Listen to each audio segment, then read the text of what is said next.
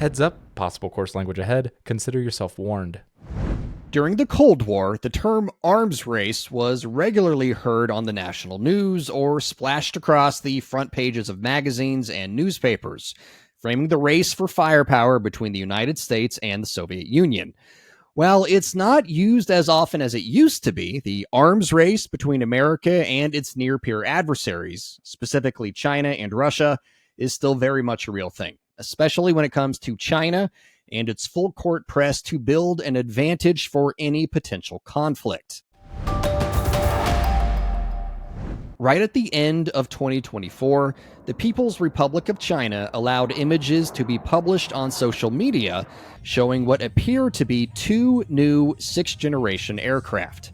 The unveiling coincided with the birthday of Mao Zedong, the founder and longtime leader of the PRC. Imagery is scant, really just a couple of shaky videos, probably shot by amateurs, or at least made to look like it. Most of the attention went to the larger of the two craft, dubbed the JH-36, which is a fairly large plane. It's about 30% bigger than the 70-foot-long J-20 tailing it in the video.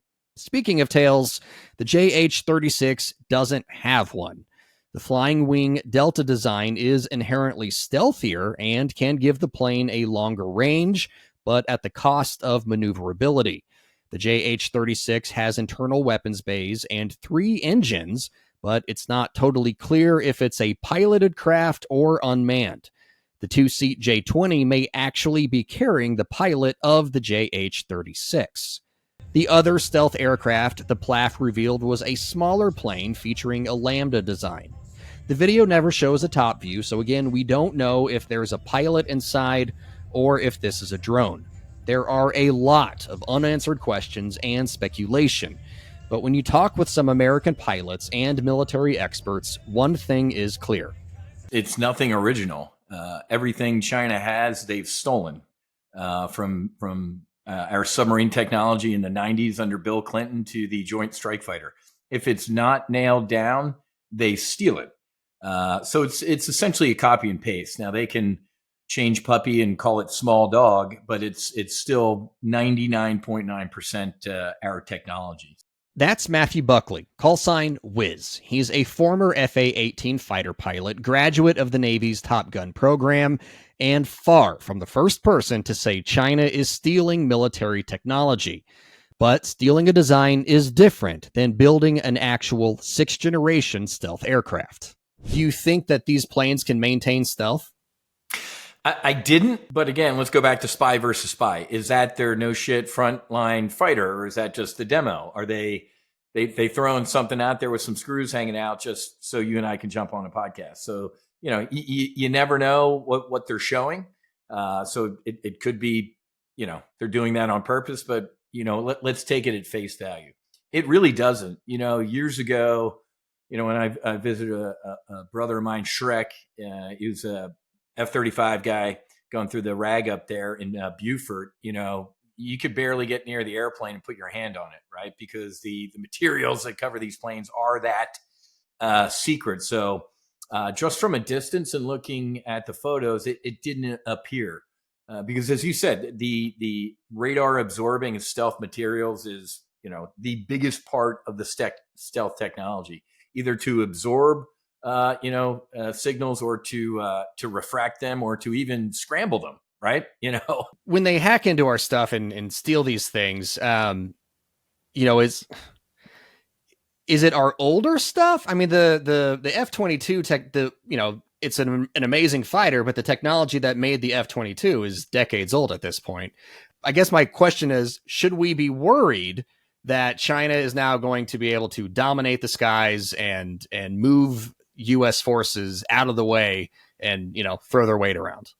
Let me give you the immediate answer that, you know, as a Top Gun graduate, I'll tell you, yeah, you should always be worried that your enemy is going to outgun you. That's the whole purpose of Top Gun, right? You know, my alleged combat sorties over southern Iraq were without a doubt a joke. They were the most boring flying I ever did in my career. The scariest part was landing back aboard the boat at night, low on fuel. But that means we're succeeding in our training, right? If we go anywhere in the world and we're surprised or we're outgunned, like, oh my God, then we failed. So we've had about 2 decades of underestimating our opponents, haven't we? Dudes in Toyota trucks and flip flops kicked us out of Afghanistan, and Iraq's a complete shithole right now. And then now look at Yemen. We got the same dudes in flip flops and Toyota trucks closing the Red Sea and rippling off attacks at the fleet. So let me lead with that. Do never underestimate your enemy. Assume that he has stolen absolutely everything, iterated, and made it better.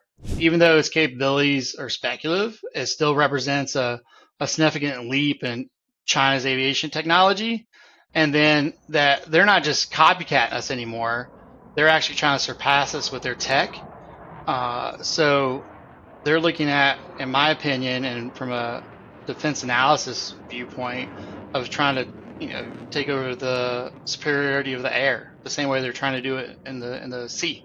That's Eric Brown, a former Green Beret with decades of military experience. While not an aviation expert, he is when it comes to tactics. I would argue China's priority is to become the next world hegemon, and they're putting all their money into the defense and being able to project power. At the time, I think over the past couple of years, we focus more on not those type of initiatives. So cutting military, cutting innovation, and looking more of people and feelings. Just get right down to it, instead of you got to stay strong, right? So if we assume China is stealing everything almost as quickly as it's designed, how does America stay strong and ahead of its adversaries? Well, better cybersecurity for one, but also training. Like Wiz said earlier, his training was harder than his actual combat sorties. It's the man in the box. When it comes down to air-to-air engagement, it ain't the box. It's the man in the box. And for all their Gucci bells and whistles and shit, they just don't have the experience that we do. Our F-35s are lighting up Yemen. Maybe they lit up Iran. We'll find out in a couple years in a book. Maybe our folks are out there on the tip of the spear employing weapons with these airplanes. They're not.